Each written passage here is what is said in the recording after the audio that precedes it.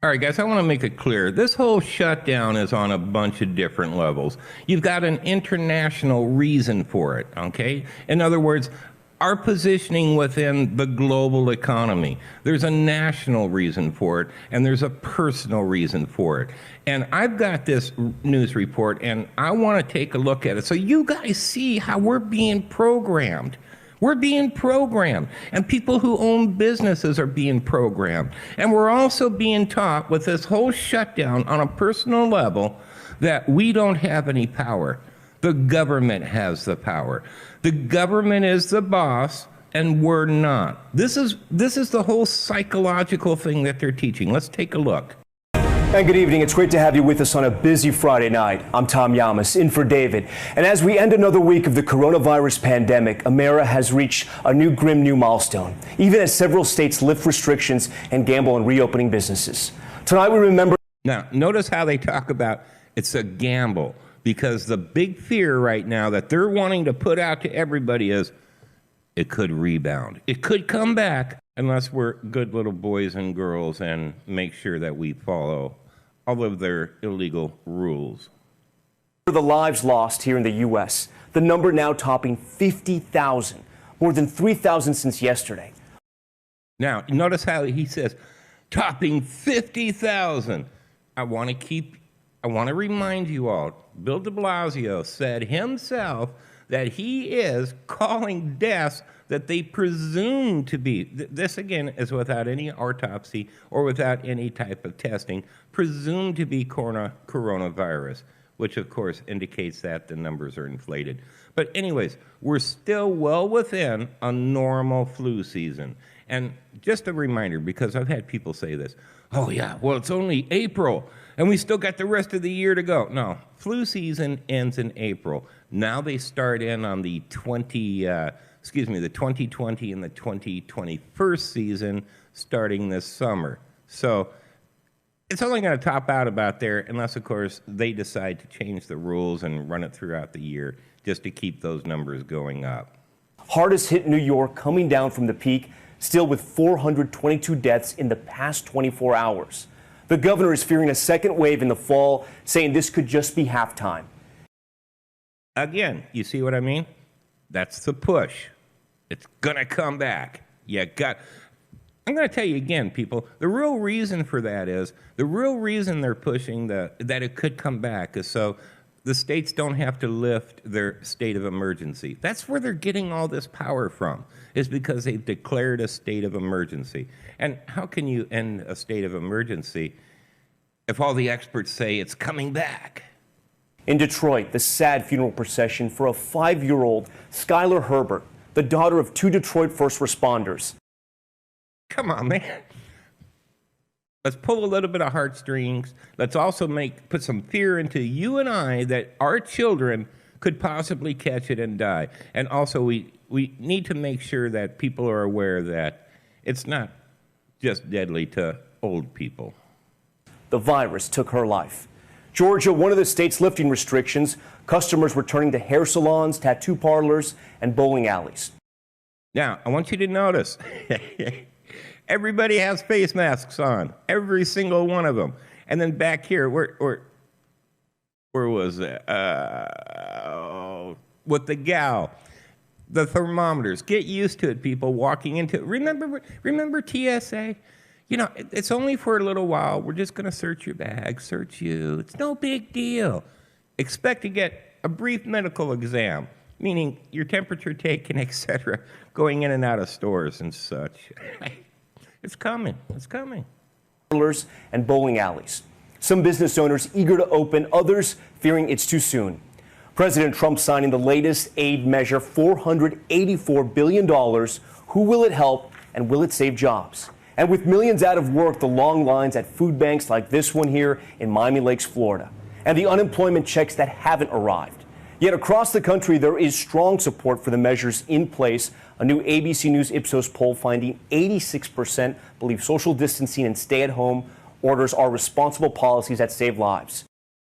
All right, again, people, let's get real here. It's the end of cold and flu season, okay? I've done graphs on it every year. April is not even a peak month, okay? It's not even a peak month. It always goes away in April. And yet, nobody ever discusses that. Have you ever heard anybody on MSM bring up that it's the end of cold and flu season? No, it's the social distancing, which should be called physical distancing. They're calling it social distancing, so it gets into your subconscious that you need to socially distance from people. In other words, in more ways than one, which I'm going to cover at some other time. Yeah, it's unbelievable. It should be physical distancing. I'm not socially distancing from anybody. I'm just staying 6 feet away, which, by the way, I don't do because I don't buy this. A lot to get to tonight. We begin with ABC's Steve Osunsami in Atlanta, Georgia, speaking with some of the first customers as businesses open their doors. This is what reopening businesses looks like in Georgia tonight. Have you been in contact with any person diagnosed with COVID-19 in the past 14 days? Taking temperatures at nail. There, right there. Notice the questions. You get a quick survey. Every person, I want you to note this, okay? Every single person that they are showing has a mask on. Every single one. You're being conditioned. In fact, they're conditioning businesses that this is the way that you need to do it. So it's not just us, the people, it's also the businesses. Salons to make sure customers aren't sick, wearing plastic shields in beauty shops and wearing masks under those, keeping 6 feet of social distance at gyms. Nervous, anxiety, all that too, but you know, we all want to come back to work. Regina Herschel says after 5 long weeks with no way to pay her bills, she was determined to come to work today. Yes, that's right. I told you guys this a month and a half ago. The government was going to shut this down long enough to get people to beg the government, I'll do whatever you want. Just let me get back to work. What do you want me to do? Oh, you want some of my rights? No problem. If we don't work, we'll be homeless or hungry, and that's not possible. So we got to take this risk. This was her first customer in more than a month. I trust my stylist to take the necessary precautions to keep me safe. And it's not just Georgia. Authorities in several states are now allowing some businesses to reopen starting today and Monday. I don't think it's too soon. Now, I want you to notice the term. The government's allowing businesses to open, as if you need the government's approval. But remember, all of this was just voluntary at first, until they decided to make it mandatory and arrested people, did fines, etc. But No, I think it's about right on time. This is happening as the coronavirus crisis continues and the death toll in this country reaches 50,000 Americans. In New York State, which has suffered more than any other, they are not opening anything yet. People are talking about potential for the virus to come back in the fall, which means the game isn't over, which means the game could be just at halftime. That's all they're talking so let's make sure we're learning the lessons of what has happened thus far. But at the same time, in New York City, the FEMA Field Hospital at the Javits Center is now scheduled to close next month. And that Navy hospital ship is leaving next week. Numbers are improving, but New York's governor says don't be fooled. If you say, well, we're done, can't stay in the house anymore, let's just reopen. Just start business tomorrow. Let's go. What happens? That's what happens. All the progress we made is gone. Oh, come on. He has no evidence whatsoever. He has no data whatsoever to make that statement. But yeah, it sure scares the people now, doesn't it? It might all be about fear. They could be telling the truth. You decide.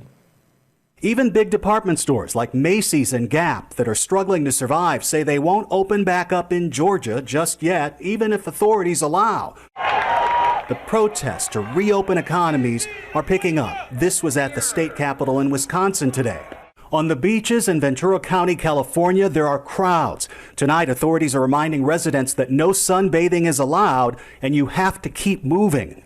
There's a allowed? Remember, it's conditioning. No sunbathing allowed.